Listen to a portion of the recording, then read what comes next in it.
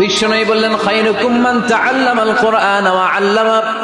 তোমাদের মধ্য থেকে ওই ব্যক্তি আল্লাহর কাছে সবচাইতে বেশি সেরা, যে নিজে কোরআন শিখে অন্যরে শিখায়া দেয়। আপনি কোরআন শিখলে আপনি সেরা, আবার আপনি যদি শিখায়া দেন তবেও আপনি সেরা।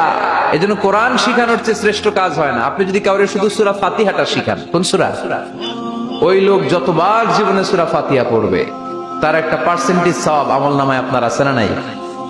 আবার ওই লোক যদি কাউরে এই সূরা ফাতিহাটা শিখায়, আবার যারে শিখালে এ যদি আবার আরেকজনরে শিখায়, এভাবে যত জনকে শিখাবে প্রত্যেকের সওয়াব থেকে একটা পার্সেন্টেজ সওয়াব আপনার আমলনামায় দিয়ে দিবে কে?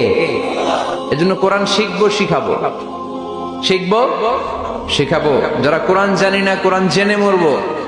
No excuse will be granted that day.